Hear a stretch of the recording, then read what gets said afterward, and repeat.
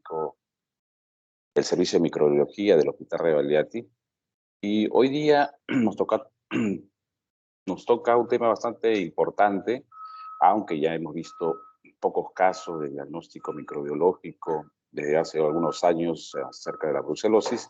Sin embargo, hay algunas regiones en nuestro país que todavía siguen siendo endémicas y entonces, por lo tanto, es bastante importante tener los datos de diagnóstico, tanto microbiológicos, serológicos, epidemiológicos, clínicos, para poder nosotros llegar a concluir el diagnóstico de brucelosis. Bien, siguiente. Bien, entonces, como conceptos generales sabemos que es una enfermedad bacteriana generalizada, ¿verdad? Su parte clínica es de comienzo tanto agudo, insidioso, la fiebre también no es específica, ¿no? Puede ser una fiebre intermitente, irregular, la duración es variable, hay además debilidad, cefaleas, sudoración, artralgia, pérdida de peso, malestar general. Entonces, con estas características de duración que puede ser días, meses o años, entonces no nos orienta mucho, porque muchas enfermedades también cursan con esta sintomatología. Se ha visto que hay una tasa de letalidad, es decir, muertes, que es menos del 2% sin tratamiento, ¿no? Siguiente. ¿Por qué lo estudiamos? Porque es una zoonosis importante, ¿no? En muchos países sabemos que hay bastante predominio de esta enfermedad, que no produce bacterias del género Brucella, microorganismos facultativos intracelulares del sistema reticular endotelial. Siguiente. Para entender esto, siguiente, por favor. Hablamos que son microorganismos facultativos intracelulares de las células de reticular endotelial. Entonces vemos en este gráfico la relación de la célula con el hospedero, ¿no? Cuando llamamos nosotros que son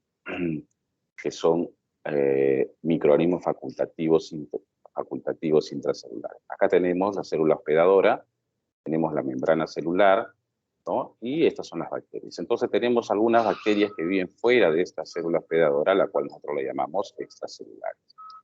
Algunas bacterias que son intracelulares obligados, quiere decir que están dentro de la célula, como vemos ahí, y se reproducen y multiplican dentro de la célula.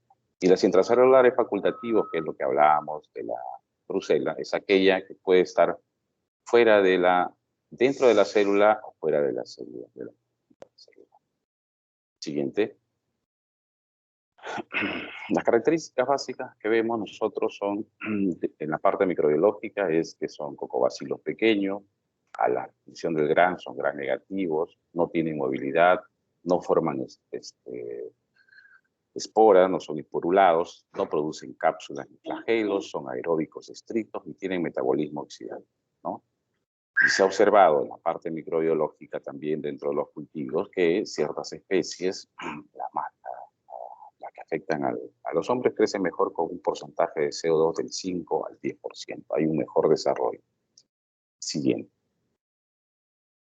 Cuando nosotros hablamos de la taxonomía, como lo clasificamos estas, entonces también vamos viendo con el género con su hospedador, ¿no? Por ejemplo, la Brucella melitense con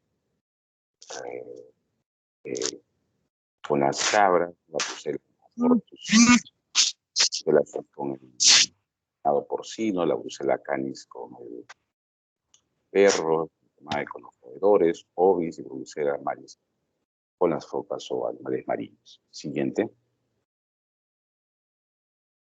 Este es un cuadrito bastante interesante, pero no sé si lo pueden visualizar completamente, pero bien. Acá vemos, este es un cuadrito donde las especies que integran el género Brucella, tenemos a un lado los hospedadores y algunas características bioquímicas y antigénicas que permiten clasificarlas, ¿no? Clasificarlas. Con algunas alucinaciones sobre hormonas específicas. Bien, por ejemplo, vemos acá la especie melitenses, cuyo hospedador son las cabras, bovinos, cánidos, y el hombre también, ¿no? Y el abortus, bovinos, cánidos, suis, cerdos, cánidos, y así, ¿no? Todos los, como vemos, Brucella maris, focas, leones marinos, delfines, ballenas. Pero ¿cuáles son la importancia de este cuadrito que vemos? Que cada una tiene una reacción bioquímica diferente. Entonces, por lo tanto, si nosotros hacemos o vemos y hacemos estas reacciones bioquímicas con los microorganismos, vamos a poder llegar a identificar a qué tipo de especie pertenece, ¿no? Algunas producen hidrógeno sulfurado, como la abortus, ¿no? En casi todas sus especies. La necesidad del CO2 también, ¿no? Hay algunas que no, por ejemplo la melitense, como vemos ahí. Sensibilidad a los colorantes, tionina y fucsina, y aglutinación con sueros monoespecíficos, ¿no? Entonces, en base a esto, en base a las características bioquímicas, necesidad de CO2, o sea, de su metabolismo, nosotros podemos llegar a identificar la especie de Brucella. Siguiente. Bien. Siguiente, por favor. Bien, entonces nosotros, si sabemos las características microbiológicas, algunos detalles de su metabolismo, podemos llegar a la especie, pero para poder nosotros intuir que estamos frente a un paciente que está haciendo esta patología, tenemos que ver también la parte epidemiológica, ¿no? De dónde viene, de qué región pertenece, qué características laborales tiene el paciente para poder nosotros orientarnos y dirigirnos al estudio. La incidencia, como vemos, prevalencia de tuberculosis tiene importantes variaciones geográficas. La mayor prevalencia se menciona que corresponde a la región del Mediterráneo, Asia Occidental, partes de África, y en América, la parte de Norteamérica, Estados Unidos, México, la parte de América Central, y en Sudamérica, Brasil, Perú, Colombia y Argentina, ¿no? Con mayor prevalencia. ¿Cuál es la especie que más está difundida? Es la melitense. La sigue la abortus y la suiza. Básicamente esas tres son las que son más. Siguiente. Bien, y acá, este cuadrito simplemente para ver cuánto tiempo de supervivencia puede tener esta bacteria, en el medio ambiente, ¿no? Puede estar de días, ¿no? Por ejemplo, en tierra desecada a temperatura ambiente, hasta 4 días, ¿no?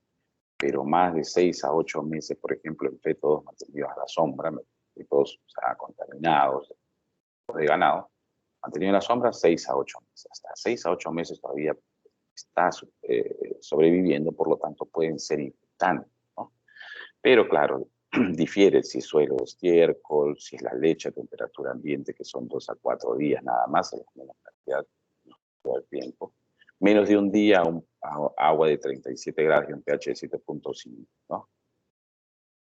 Bien, son los días más cortos. Siguiente. Este es otro cuadrito donde vemos, queremos hacer un resumen de las especies del huésped, especie de Brucella, el huésped, ¿no? Las vías de transmisión y la patogenia, o sea, qué es lo que ocasiona. Por ejemplo, si hablamos de la especie Brucella abortus, sabemos que el huésped son los bovinos, ¿no? El ganado bovino. Las vías de transmisión viene siendo la oral, nasal, conjuntival, y la patogenia que produce, pues, aborto, orquitis, epidemitis y ocasionalmente artritis, ¿no? Ahora, en el hombre, las especies que habíamos mencionado, ¿no? La Brucella melitensis, abortus y canis y suis, que más prevalece. ¿Cómo es su vía de transmisión? Por vía de inoculación conjuntival, es decir, por ejemplo, si tocamos algún material contaminado, por ejemplo, y eso se da usualmente en los trabajadores, porque también se denomina que es una enfermedad ocupacional, en los trabajadores de camales o en las veterinarias con gel, el dedo, por ejemplo, y tocarse los ojos, ¿no? Hay una inoculación conjuntival o por aerosoles, o por inhalación, o por ejemplo tenemos alguna herida en los dedos y tocamos, puede ingresar también, ¿no? Por vía digestiva, por ejemplo, ya lo hemos visto, al tomar leches o quesos no pasteurizados, ¿no? También puede ingresar. La patogenia hace fiebre aguda, intermitente, adenopatías, hepatoesplenomegalia y complicaciones osteoarticulares. ¿No? Siguiente. Bien, entonces aquí vemos simplemente las fuentes para graficar las fuentes de infección que tenemos, cómo nos podemos contagiar. Entonces habíamos visto por vía digestiva, ¿no? Con leches o alimentos mal no pasteurizados, con el camal o los veterinarios también tienen alta posibilidad de contagiarse, ¿no? Sobre todo en la brucela melitense. En abortos, igual, infección en laboratorio y los veterinarios. Básicamente, entonces, todas estas, como habías mencionado, las diferentes especies de brucela, podríamos determinar que son, básicamente en el hombre se contagia por una manipulación o un trabajo con animales contaminados, que es en el camal, en los veterinarios y aquellos trabajadores del laboratorio, ¿no? Al vacunar. Y por vía digestiva cuando ingerimos alimentos no pasteurizados. Siguiente. Esas son las vías de ingreso a la brucela, ¿no? Por la conjuntiva, ¿no? Aerosoles o dedos contaminados. Los aerosoles, vía inhalatoria o respiratoria, en los camales, accidentes laboratorios, veterinarios, ingestión, ya habíamos mencionado, productos lácteos, alimentos, dedos contaminados, o la piel lastimada, ¿no? Que es usualmente los trabajadores de camales veterinarios. Siguiente. ¿Cómo se hace la diseminación en el cuerpo? Una vez que ingresa, esta bacteria sabemos que es un microorganismo intracelular facultativo, va a ingresar dentro del macrófago, sale a atacar, infecta la brucela, el macrófago, la brucela infecta el macrófago y este se va a diseminar, ¿no? Médula ósea, nódulos linfáticos, ¿no? Y los órganos reticulando del paso y siguiente. Bien, entonces si nosotros tenemos una sospecha o tenemos un paciente con determinadas características, tenemos que llegar a hacer un diagnóstico. Ahora, este diagnóstico, como lo habíamos mencionado, primero el curso, la parte clínica, ¿no? Curso de la enfermedad, la fiebre, dolores, ¿no? La sintomatología, cómo se ha presentado. Eso lo vemos con los signos y síntomas. ¿Basta con eso? No. También tenemos que tener los datos epidemiológicos, ¿no? En qué trabaja, sigue con sus costumbres de consumir queso fresco, o si ha viajado a una zona endémica. Todo eso tenemos que recopilar. Y si vemos que estos dos, tanto el examen clínico como la parte epidemiológica, nos están llevando a pensar que podría ser una brucelosis, tenemos que hacer un examen de laboratorio para poder confirmar y llegar a nuestro diagnóstico.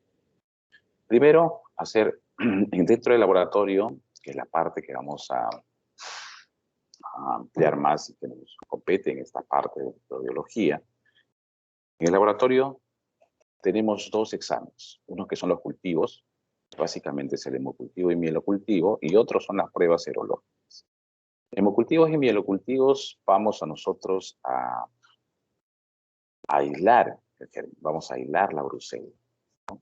De la sangre o de la médula ósea. Entonces, si es un hemocultivo, la muestra es la sangre. Si es un mielocultivo, la muestra es un aspirado de médula ósea, que se hace con cultivo seriado. Por eso lo ponemos 1, 2 y 3. Y en las pruebas serológicas es una forma indirecta de hacer el diagnóstico. Una forma indirecta. ¿Por qué indirecta? Porque no vamos a visualizar ni vamos a evidenciar, vamos a ver al germen, a la brucela en sí, sino vamos a utilizar un elemento indirecto que son los anticuerpos. Cuando ingresa un microorganismo o un elemento extraño en nuestro organismo, nuestra respuesta inmunológica hace que formemos anticuerpos, ¿no? Formamos anticuerpos dirigidos contra este elemento extraño y son específicos. En este caso, ingresa a la brucela, formamos anticuerpos contra la brucela. Ahora, ¿qué tipo de anticuerpos? Puede ser inmunoglobulina G o inmunoglobulina E.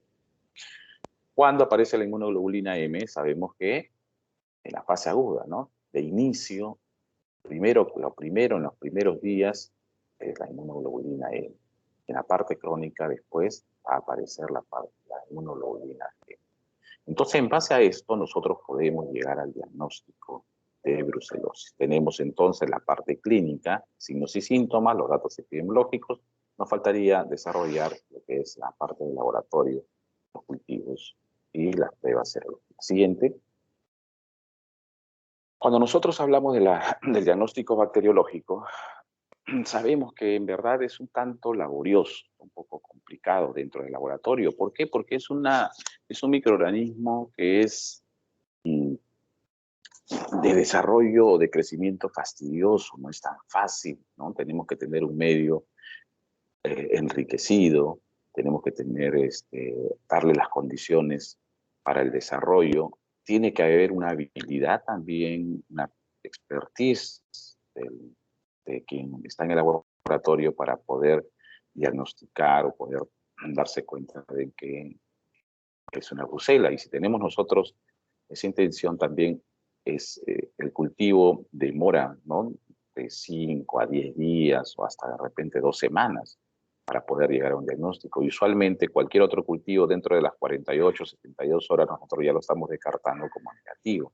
Sin embargo, si hay una alta sospecha de brucelosis, tenemos que tener ese cultivo todavía por más tiempo. Entonces, es un diagnóstico relativamente laborioso y complicado, ¿no? Sin embargo, sigue siendo todavía el método convencional y definitivo para confirmar la enfermedad. Siguiente. ¿Cómo hacemos este diagnóstico bacteriológico? Con muestras biológicas. ¿Con cuáles son? Como cultivos utilizamos la sangre, microcultivos, aspirado de médula ósea. Podemos detectarlo en líquido cefalorraquídeo, abscesos, biopsias, líquido articular, líquido prostático. Siguiente. Para nosotros tener en cuanto, que es lo más usual que tenemos y utilizamos a nivel hospitalario para hacer un diagnóstico, los hemocultivos y mielocultivos. Para nosotros tener un resultado óptimo de esto, tenemos que tener que, primero, tener la muestra necesaria, ¿no? O primero, hacemos la parte de arriba. Tenemos que evaluar al paciente. Evaluar al paciente que tenga las características clínicas, la parte epidemiológica, tiempo de enfermedad también es importante, ¿no? El tiempo de enfermedad para saber si le tomo un hemocultivo o mielocultivo. Hacer la obtención de la muestra, cómo obtenerlo, si es que lo tenemos que hacer cuando tiene fiebre el paciente o no es necesario. Utilizar un medio de cultivo adecuado, porque son microorganismos de desarrollo lento, por lo tanto tienen que tener un medio enriquecido, enriquecimiento, muestras, la cantidad de muestra que sea la necesaria y la adecuada para poder nosotros hacer un cultivo exitoso y después de eso hacer la observación de los subcultivos para poder hacer el diagnóstico final. Siguiente. Bien. Aunque ya no se utiliza mucho actualmente, ya tenemos medios automatizados para poder ir evaluando los cultivos. Sin embargo, no deja de tener vigencia aún este medio bifásico. Le llamamos así bifásico porque tiene dos partes, una parte sólida y una parte líquida, ¿no? Dos fases, fase líquida y fase sólida. Se llama el medio Ruiz-Castañeda, ¿no? Que tiene un tripticasa de soya agar más un tripticasa de soya broto caldo, más un anticoagulante que es el polianetol sulfonato de sodio a un determinado porcentaje, que es el 0.025%. Entonces, ¿qué nos permite este medio de cultivo de Ruiz Castañeda? Que elimina el subcultivo manual, reduce el riesgo de contaminación de persona y de cultivo, utiliza un anticoagulante que es como lo habíamos mencionado, polianetol sulfonato de sodio, que es antifagocítico, anticomplementario, inhibe la lisosima sérica y neutraliza aminoglucósidos lipolipídidos. Entonces, ¿cómo se hace este cultivo? Se agrega a la sangre a este medio bifásico, se deja incubar, y cada cierto tiempo se va bañando, digamos así, con el medio líquido a la parte sólida, ¿no? La parte líquida, como vemos aquí en el gráfico, vemos una parte, en la parte superior es la parte sólida, ¿no? Como el palo inclinado, está en forma inclinada, y en la parte basal está la parte líquida. Entonces lo incubamos así, pero cada cierto tiempo humedecemos o bañamos esta parte superior con el líquido que está en la parte inferior. Y cuando vamos a observar, no sé si pueden visualizar ahí o de repente acercarse, en el frasquito vemos unos puntos blancos, 1, 2, 3, 4 puntitos blancos, ¿no? Esas son las colonias, ¿no? Entonces eso nos va a llamar la atención y vamos a decir, hay un desarrollo. Recién ahí podemos hacerle el gran y el cultivo siguiente. ¿Cómo vamos a hacer el procesamiento de incubación de 35 a 37 grados? Ya habíamos mencionado que para este tipo de microorganismo necesitamos un porcentaje de CO2 al 5%, que es lo que ayuda a desarrollar mucho mejor tiempo. Hasta 4 semanas tenemos que darle para poder nosotros llegar a obtener un cultivo positivo. ¿Qué tenemos que hacer? La búsqueda de colonias en el plano inclinado, como lo habíamos mencionado también. Y después de eso, vemos esta colonia, lo sembramos, hacemos un cultivo en agar sangre de carnero, agar chocolate, lo incubamos 48 horas, nuevamente entre 5 al 10% de CO2 y recién ahí vamos a ver los resultados. O sea, imagínense en el tiempo que demora para hacer el diagnóstico microbiológico. Siguiente.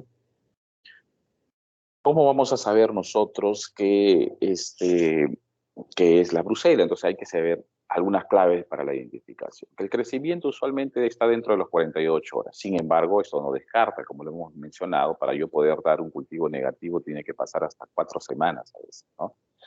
Colonias más pequeñas, en este medio, hablamos de este medio de roscas también.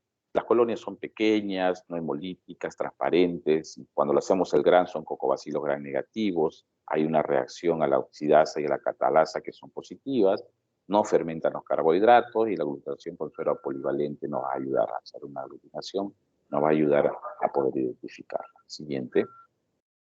Pero simplemente, siguiente. Este acá es una fotito donde vemos unas colonias, ¿no? En la agar brucela sin sangre, agar brucela, que se ha sido cultivado.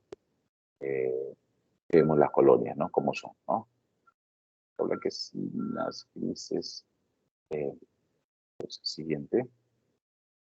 Ese es el gran, siguiente, el gran. Vamos a ver el gran. No se ve tan bien, pero son cocobacilos gran negativos. Siguiente. Bien, entonces nosotros, como habíamos mencionado, una de las partes que tenemos que tener en cuenta es si es mejor tomar la muestra al paciente con fiebre o sin fiebre. ¿Y por qué lo tomamos con fiebre? Sabemos nosotros que cuando hay una bacteremia, o sea, cuando hay, a veces está localizada la bacteria y estos salen afuera del torrente sanguíneo, se produce la fiebre, ¿no? Entonces, habría una relación ahí, ¿no? Cuando hay más fiebre, cuando la fiebre está más alta, quiere decir que hay más bacterias, hay más microorganismos en sangre. Por lo tanto, tomarle con fiebre sería más efectivo, ¿no? Y vemos acá, entonces, la probabilidad de aislamiento hace que, por ejemplo, en la fiebre alta tengamos un aislamiento de un 86%, ¿no? Hay un menor tiempo de desarrollo de un 86%. Fiebre moderada, 75%, y sí fiebre, 28%.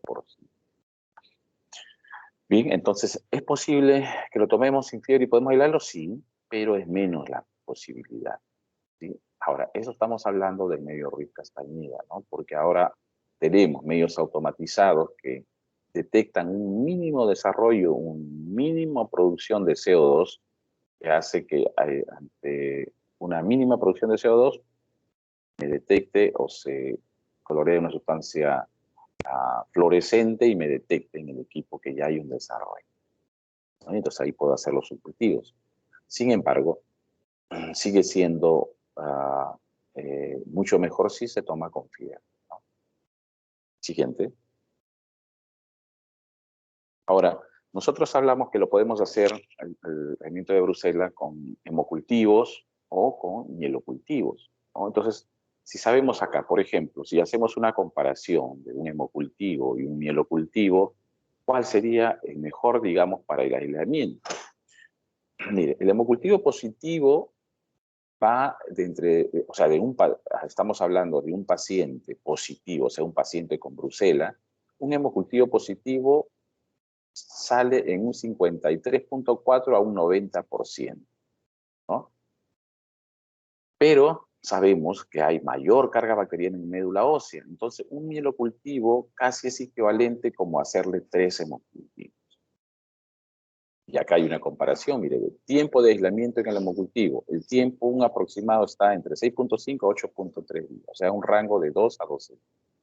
El tiempo de aislamiento en mielocultivos es de 4.3 a 5.3 días, rango de 2 a 8 días. Entonces, si vemos estos datos, nosotros podríamos decir, o intuir, que es mejor entonces el mielocultivo, ¿no? Entonces, ¿por qué no de frente el mielocultivo y obviamos la parte del hemocultivo? Si estamos viendo que un mielocultivo representa 3 hemocultivos, el rango de desarrollo, el tiempo, es mucho menor en un mielocultivo que en un hemocultivo, no vamos a demorar más.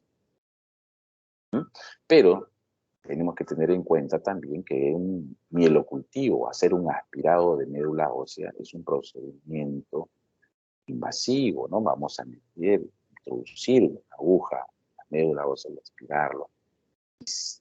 Por lo tanto, esto no es tan fácil de realizarle a un paciente, ¿no? Porque le produce malestar, le produce dolor, puede tener algún efecto adverso, o de repente no se hizo bien la sepsia y antisepsia y podría introducirse un microorganismo y producirle algún malestar. Sin embargo, bien hecho, no habría problema, pero es algo cruento, ¿no? Le produce dolor y malestar al paciente. En comparación con un hemocultivo, que es tomarle una muestra de sangre, ¿sí? Entonces, pero si sabemos que lo podemos tomar 3 hemocultivos, ¿no?, seriados, cuando hace fiebre, tenemos hasta un 90% de posibilidades de desarrollar, o sea que podemos hacerlo. Ahora, ¿cuándo proceder entonces a un mielocultivo? ¿Cuándo proceder? Cuando tenemos una alta sospecha de un paciente que tiene brucela. Le hemos tomado sus hemocultivos, ¿no?, con fiebre y con todas las medidas, y sigue saliendo negativo, ahí podemos proceder, ¿no? Entonces, hacer una interconsulta, aparte, bueno, en nuestro caso como patólogos clínicos, subimos, hacemos la interconsulta, vemos, evaluamos la historia del paciente y procedemos a hacerle un procedimiento, ¿no? Bien, y hacemos la ciencia. Entonces, ahí podemos ayudar bastante con eso. Pero eso es al final, no de inicio, ¿no? Por los motivos que ya le mencioné. Siguiente. Bien, como lo había mencionado, actualmente ya hay frascos de hemocultivo que son automatizados, ¿no? Se han desarrollado sistemas evolutivos. Acá lo que tenemos en nuestro hospital, y por eso lo pongo acá, que es el sistema, el BACTE, que permite detectar más del 95% de los cultivos antes del 7º día de incubación. Mire cuánto nos ayuda, ¿no? En el tiempo, a 4 semanas, a tenerlo en una semana el desarrollo, o tener un cultivo positivo nos ayuda. ¿Por qué? Porque detecta unas mínimas, como dice, variación o la producción de CO2, eh, nos da un aviso para poder nosotros determinar que es un cultivo positivo. A ver, a medida que progresa la enfermedad, entonces, a medida que va progresando la enfermedad y esta se va haciendo más crónica, vemos que disminuye la probabilidad de positividad de los hemocultivos. Eso es cierto. Entonces, por lo que se hace el aislamiento a partir de ganglios linfáticos, hígado, vaso, y eso a través de biopsia, ¿no? Siguiente. Bien, pero nosotros tenemos, imagínense, una alta sospecha clínica, epidemiológica, tenemos los cultivos negativos, ¿no? Porque a veces no es la cantidad suficiente de muestra que se tomó, no se tomó cuando tenía fiebre, ¿no? De repente no se hizo una buena inoculación, o la cantidad de bacterias en la muestra no es la suficiente para un desarrollo, o es muy lento, y nosotros queremos ya de una vez tener el resultado, o un resultado para poder confirmar o hacer un diagnóstico y darle tratamiento. Entonces recurrimos a estas pruebas que son diagnósticos serológicos. Es una forma indirecta y que son de bastante uso para poder nosotros ir dando inicio de tratamiento a la paciente siguiente. Entonces, para estas pruebas existen numerosas pruebas, ¿no?, que están destinadas a detectar no solamente el mayor número de individuos infectados, sino al mismo tiempo diferenciar entre infectados y vacunados, así como detectar las reacciones cruzadas, ¿no? Entonces, esto se hace para hacer en gran escala, ¿no? No individual, sino gran escala, pero nos ayuda bastante. ¿Qué utilizan? Pues se utiliza una suspensión de Bruselas como antígeno para poder enfrentar a la sangre o al suero del paciente, que es quien debe tener los anticuerpos. Utilizan como antígeno suspensiones de Bruselas en la fase S o R, ¿no?, y en la fase de replicación o multiplicación, según la cepa bacteriana que utilicen. Esto es muy importante y por eso está acá resaltado que las cepas recomendadas por los organismos internacionales en la elaboración de los antígenos son las Bruselas abortus, pero el tipo de cepa es la 11-19-3 o la 99S. Prestar atención a eso. Esas son las cepas recomendadas para poder servir como antígenos. Estos antígenos permiten detectar anticuerpos para las Bruselas, anticuerpos para la Brucella abortus, suis, melitensis, mientras que para anticuerpos de la Brucella canis y ovis se necesitan antígenos específicos para esta especie, ¿sí? Entonces, 11-19-3 o 99S son las cepas que se utilizan para la elaboración de estos antígenos, ¿sí? Siguiente. Bueno, estas son las consideraciones que tenemos que tener en cuenta, las pruebas más usadas. ¿En qué se basan? En la detección de anticuerpos, ¿no? De IgG, IgM también, pero básicamente IgG, pero se hacen algunos artificios para poder detectar IgM, IgG. Anticuerpos IgG, IgM, ¿no? Son anticuerpos residuales o reacciones de memoria, como sabemos, ¿no? Entonces, para detectar anticuerpos tipo IgG, IgM. Entonces, ¿hacia dónde básicamente van dirigidos estos anticuerpos? Hacia el área de los tipo polisacárido, que es la estructura que tiene bastante relación a la respuesta inmune, ¿no? La capa más externa, y por lo tanto es la que genera una formación de anticuerpos específicos para esto. Siguiente. Este gráfico simplemente para mencionar, ¿no?, por ejemplo, cómo es la membrana externa de la pared celular de la brucela. Y tenemos dos tipos de especies. Sabemos que hay un tipo de colonias de las formas lisas y otras de las formas rugosas. Bien, entonces sabemos que el lipopolisacárido S de las formas lisas están constituidos por el lípido A, el núcleo y el polisacárido O. En las formas rugosas, está polisacárido O, que son estos puntos que podemos sacar, no lo tienen o lo tienen en muy poca cantidad, ¿no? Por eso que nosotros, de ahí es un dato importante para poder hacerlo. Siguiente. ¿Hacen algunas reacciones cruzadas? Sí, ¿no? ¿Por qué? Porque no son tan específicos y a nuestro organismo llegan gran cantidad de bacterias que podrían compartir algún tipo de características, que puede ser la parte morfológica del antígeno y estos acoplanes, por lo tanto podrían generar algún tipo de reacción cruzada. ¿Con quién? Con los siguientes microorganismos: Yersinia enterocolítica, Klebsiella tularensis, Vibrio cholerae, Salmonella, Escherichia coli 157 o 116, la Stenotrophoma maltophilia, también las reacciones cruzadas o heteroespeciales. Siguiente. Y este es un grafiquito donde vemos las fases, quién aparece primero. Vemos acá en la parte, en la línea negra, es la inmunoglobulina M, ¿no?, la que aparece primera, y es la primera también que desaparece, ¿no?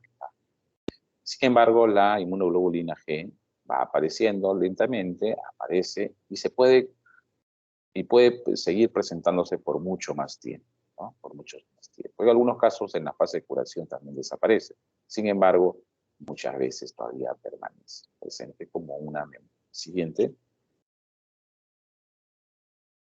Bien, las pruebas disponibles que tenemos en un laboratorio de microbiología o de inmunología, tenemos estas pruebas, ¿no?, que son la aglutinación rápida en placa, aglutinación lenta en tubo, aglutinación con 2-mercaptoetanol, la rosa de Bengala, fenómeno anticuerpos bloqueadores, anticuerpos incompletos, prueba de Cummins y las pruebas de Lise. Que todas básicamente son pruebas inmunológicas y se basan en una reacción antígeno-anticuerpo. Siguiente. Bien, ahí tenemos, ¿no? Las diferentes metodologías, ¿no? Tuvo una aglutinación en placa, ¿sí? Y los ELISAs o la hemaglutinación en placa. Siguiente. Entonces, vamos a hablar de cada una de ellas o la más resaltante, básicamente. Siguiente. Bien, por ejemplo, la aglutinación lenta en tubo. Esta mencionamos que es la que ya hace más de un siglo que se utiliza, ¿no? La más utilizada aún para el diagnóstico de brucelosis animal y humana. ¿En qué consiste esta prueba? Se realizan diluciones crecientes del suero, es decir, sacamos la muestra del paciente, la muestra de sangre, lo centrifugamos y nos va a quedar, como sabemos, en dos partes, ¿no? Una parte, después de centrifugar la muestra de sangre, en la parte inferior está el paquete globular y en la parte de arriba, la parte superior, encontramos el suero, ¿no? Una parte media ligeramente amarilla o ámbar, parte líquida, y ahí encontramos los anticuerpos. Entonces, ¿qué hacemos? Sacamos este suero y lo diluimos, hacemos diluciones crecientes del suero, ¿no? Entonces, por ejemplo, uno es puro, la otra es a la mitad, y siguiendo, ¿no? Casi siempre a la mitad. Al medio, ¿no? A la cuarta, a la octava, 6, ¿no? Así, investigar que se enfrentan, vamos a enfrentarlos con cantidades constantes de antígeno. A todos, o sea, hacemos diluciones del suero y a cada uno le agregamos una cantidad constante del antísuero del antígeno con que vamos a enfrentar.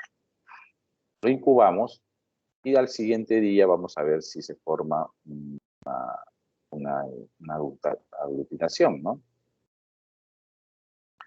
Entonces vamos a ver que si se supone a menores concentraciones, si es que hubiera, vamos a poder detectar hasta qué título o hasta qué dilución aglutina, ¿no? Hasta qué dilución aglutina. Entonces ahí eso es lo que vamos a poder detectar. En eso se basa la aglutinación lenta. ¿Qué se utiliza? Suspensión de Bruselas abortus, anticuerpos. ¿Qué vamos a detectar ahí? Vamos a detectar IgM, IgG. Y los títulos significativos actualmente, como menciona, no existe consenso para eso. No existe consenso para cuanto al título. Sin embargo, en cada región se va teniendo una idea más o menos de cuál sería el título, ¿no? Usualmente 1 en 40, ¿no? Va a depender de si es una región endémica o no, ¿no? Porque la mayoría, por ejemplo, una región endémica, la mayoría ha tenido, entonces por lo tanto pueden mantener un título constante, ¿no? Pero cuando sale más de esto, entonces podemos estar hablando de que hay un paciente nuevo, una reinfección para el siguiente. El siguiente es la prueba de aglutinación con y sin 2-mercaptoetanol. Bueno, esta es una técnica en la cual se utiliza un inhibidor, ¿no? Un inhibidor de los anticuerpos de la inmunoglobulina M, ¿no? Entonces, en este caso, por ejemplo, es lo mismo de la prueba anterior, ¿no? Lo mismo, pero a uno le agregamos 2-mercaptoetanol. Por lo tanto, si tenemos una aglutinación en tubo, ¿no? Positiva, y tenemos una aglutinación, pero en la cual hemos agregado, lo hemos agregado 2-mercaptoetanol, que es un agente reductor que inactiva los anticuerpos de inmunoglobulina M, y en esta sale negativo, podemos concluir que es un anticuerpo inmunoglobulina G, ¿no?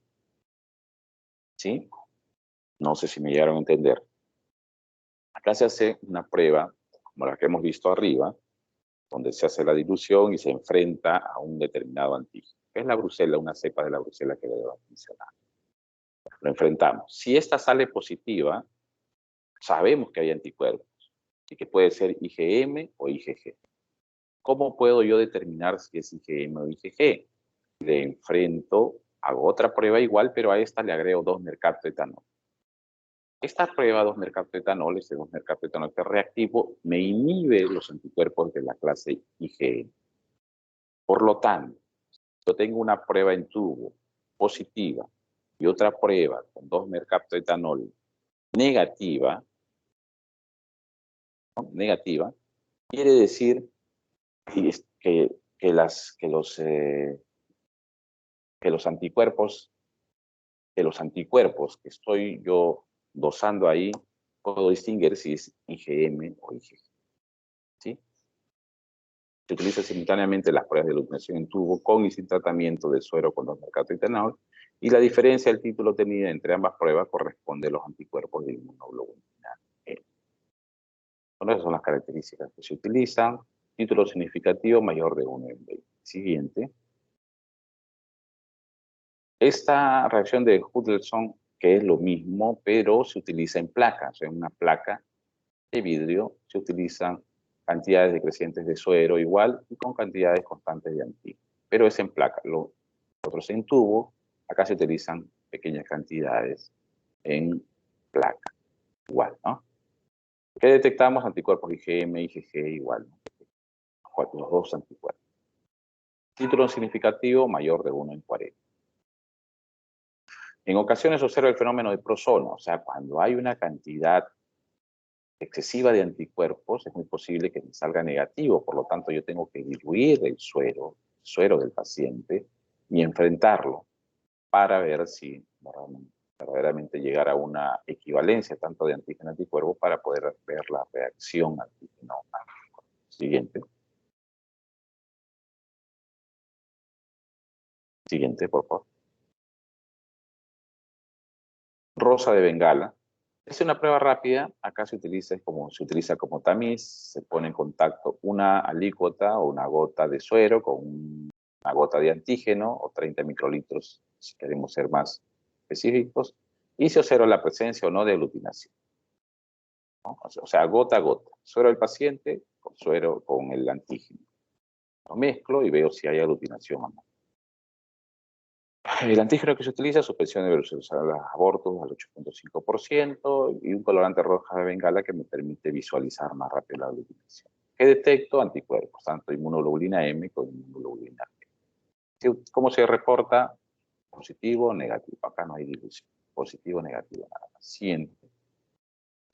Bueno, y esta que es siguiente es una característica de las pruebas de cada uno. La placa que anticuerpos detecto en tubo, ¿no? En 2-mercaptoetanol y rosa de Bengala, cuánto tiempo me demora cada uno de ellos, ¿no? Vemos acá el menor tiempo en rosa de Bengala, en tubo y el 2-mercaptoetanol porque se utiliza de un día para otro, ¿no?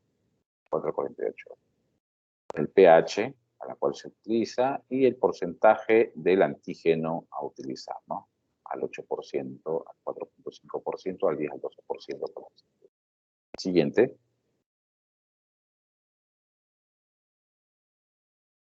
Entonces, hemos visto que la rosa de Bengala es una prueba bastante sencilla, ¿no? Que es económica, detecta inmunoglobulina G o M, muy sensible y específica. Es una prueba cualitativa que siempre da positivo o negativo. O sea, podemos partir de esto, utilizarlo como un tamiz. Y una vez que sale positivo, hacerlo las siguientes pruebas, tal vez, ¿no? Siguiente. La sensibilidad de esta prueba, 95.6%, especificidad 98.3%, un valor predictivo positivo 98.2% y un valor predictivo negativo 95.8%. Siguiente. Bueno, ese es un estudio que se hizo para ver la sensibilidad de las pruebas en 181 pacientes con elemento de Bruselas, en las cuales vemos que tiene las pruebas en placa tienen 93.3% de sensibilidad, ¿no? O la rosa Bengala mucho más, ¿no? 95.6% y menos el 2-mercaptoetanol, ¿no? Siguiente. ¿Cómo nosotros manejamos, cómo podemos hacer una interpretación de los resultados? Por ejemplo, tenemos un rosa de Bengala negativo, esto acá se hace gota a gota, y en placa, en diluciones, ¿no? Que sabemos que se hace, pero en diluciones es negativo a 1 en 50, ¿no? Hasta la dilución 1 en 50 es negativo, entonces sabemos que el paciente no tiene Brucelosis, ¿no? Si es negativo y tiene una dilución de 1 en 100 más positivo, se va a hacer pruebas complementarias. Pero si la rosa de Bengala es positivo y la dilución 1 en 25 es más corta, más positiva, podemos considerarlo como brucelosis. Siguiente. Bueno, y acá igual también, ¿no? Básicamente la interpretación nada más que con los cuadros invertidos, pero sin embargo acá le estamos agregando a un paciente cuando es post-tratamiento, ¿no? ¿Qué podemos visualizar en un paciente post-tratamiento? Post-tratamiento vemos que la dilución, hay una disminución de los títulos de dilución, ¿no? Por ejemplo, si tenía, por ejemplo, 1 en 800 y después del tratamiento vemos que está en 1,50, quiere decir que es un paciente que está siendo tratado y que está siendo efectivo, ¿no? La rosa de Bengala va a seguir siendo positivo porque ahí no detecta si es IgM, IgG, pero sí los títulos de anticuerpos pueden ir bajando. Las recaídas, ahí sí es variable, la rosa de Bengala siempre va a salir positivo, y usualmente acá a las pruebas en placa y serológicas, las recaídas no son tan útiles, ¿no? Aquí sí se tienen que utilizar cultivos. ¿Por qué? Porque ya tienen anticuerpos de memoria, ¿no? Por lo tanto, nos podrían dar un falso positivo, o nos podrían dar positivo, sin embargo, no podemos saber si es nueva o es de la anterior enfermedad que ha tenido, ¿no? Siguiente. Bien, y acá simplemente que, bueno, el Instituto Nacional de Salud es quien hace el reporte donde se reportan ese tipo de enfermedades y hace una estadística anual. Siguiente. Siguiente, por favor. Y esta es una estadística, bueno, que vimos acá nomás del 2017, por ejemplo. Nosotros acá en el hospital desde aproximadamente 2008 ya no aislamos brucela, ¿no? No aislamos brucela. Sin embargo, las pruebas, por ejemplo, los mercapto o la aglutinación en placa podrían salir en algunos casos positivos. Sin embargo, como les mencioné, a veces esto puede ser de memoria.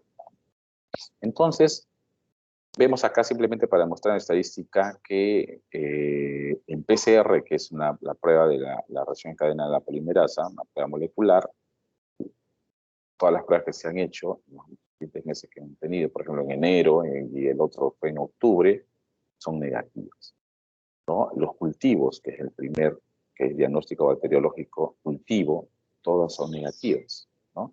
Sin embargo, vemos que las pruebas de mercaptoetanol, las pruebas de ELISA, la rosa de Bengala, hay positivos, existen positivos. Pero las confirmaciones, o sea, hasta ahora cultivos, no hay ningún cultivo positivo que se haya. Siguiente. Bueno, y eso también es un otro cuadrito, ¿no? Nada más ver que el PCR que se hicieron ese año estuvieron negativos, todos los cultivos también negativos. Siguiente. Siguiente. Siguiente. Siguiente, por favor. Bueno, son los cuadros básicamente para referirse que hasta la fecha no tenemos cultivos positivos. Sin embargo, esto podría deberse al éxito de la vacunación de los ganados que se hace, ¿no? Por lo tanto, esta vacunación podría estar reduciendo que las personas se infecten. Siguiente. Siguiente, por favor. Siguiente. Bien. Estos antígenos del INS, que anteriormente el diagnóstico para prueba de tamizaje de Brucela aborto que utilizaba, que los preparaba el Instituto Nacional de Salud, actualmente lamentablemente ya no los produce. Queremos que nuevamente retomen. Eran muy efectivos, muy efectivos. Actualmente hay de forma comercial que venden, pero no son tan efectivos como este que un momento llegó a preparar el siguiente.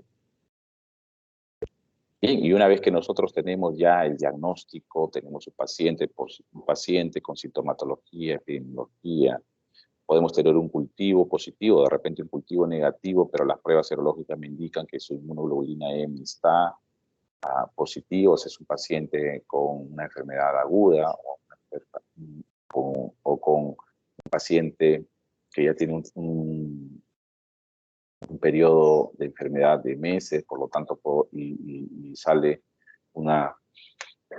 detectamos que tiene su inmunoglobulina G elevadas, por lo tanto puede ser un paciente crónico, vamos a darle tratamiento. Tratamiento de la brucelosis, que es bastante poco complicado por el tipo de bacteria que es la que vamos a tratar, ¿no? Siguiente. Como lo mencionaba, es un desafío para el médico tratante. Esto va a depender bastante de las características del germen, ¿no? Porque tiene capacidad para ingresar y sobrevivir dentro de las células del retículo endotelial, el sistema retículo endotelial. Entonces, por lo tanto, llegar ahí es bastante difícil. Sin embargo, entonces los esquemas terapéuticos pueden ser efectivos, pero después pueden nuevamente ocurrir recaídas porque se van a almacenar ahí y nuevamente van a salir, aun cuando el germen fuera susceptible a los antibióticos que se han utilizado. Pueden haber. Siguiente.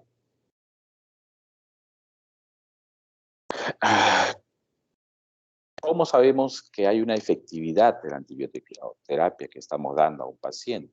Cuando vemos que hay una mejoría de inicio, ¿no? Una vez que le damos el tratamiento, va a haber una mejoría del cuadro clínico hasta llegar a una remisión. Vemos en la parte inmunológica, como hemos visto ahí, va disminuyendo los títulos de aglutinación, entonces vemos una respuesta inmunológica adecuada, ¿no? Y vemos que disminuye los números de recaídas. Entonces es importante para ver qué tan efectivo no es el tratamiento que estamos dando. Siguiente. Esquemas de tratamiento, ahí está, va a depender del agente etiológico, básicamente en el hombre, Brucella melitensis suis, Brucella abortus y CAI, ¿no? Tenemos que clasificar los casos, si es un estadio agudo, subagudo, crónico, es una recaída, ver el cuadro clínico, si es leve, moderado, grave, hay un compromiso articular o de otros órganos, también es importante tenerlo en cuenta. Siguiente. Entonces, para una brucelosis aguda y subaguda en adultos y niños mayores de 8 años, el tratamiento de inicio es el recomendado, ¿no? De primera línea, tetraciclina, doxiciclina más rifampicina bioral y un tratamiento que dura hasta 6 semanas en algunos casos. En niños menores de 8 años, ansiedad clotrimazol más rifampicina bioral de 4 a 6 semanas igual. Siguiente.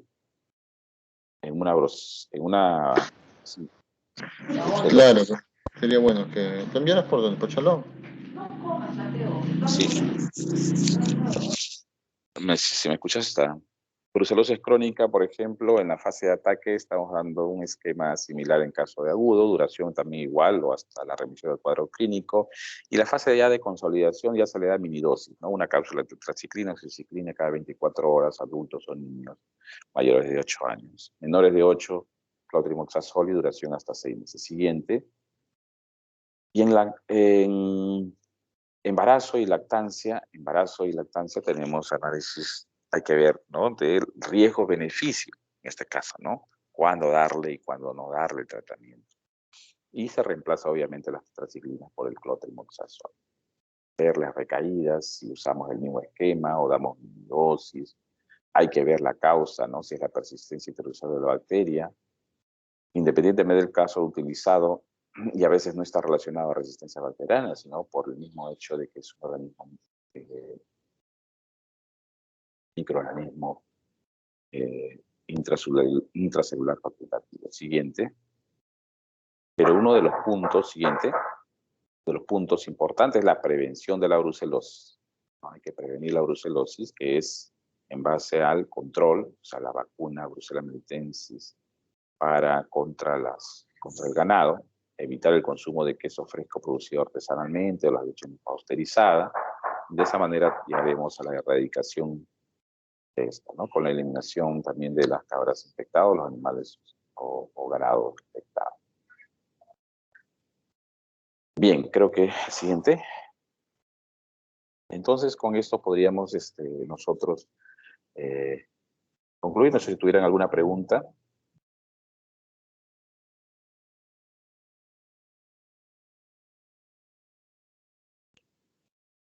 Creo que ninguno, doctor. Bien. Bien, ha sido un gusto. Un gusto con ustedes. Creo que tenemos todavía programados algunas clases más adelante. Tenemos 2 clases más, creo, con ustedes, así que ha sido un gusto y bueno, un gusto estar con ustedes. Ya saben, bueno, estoy en el Hospital Realiati, soy muy de servidor para ustedes, futuro médico vía Real. Saludos. Hasta la próxima clase.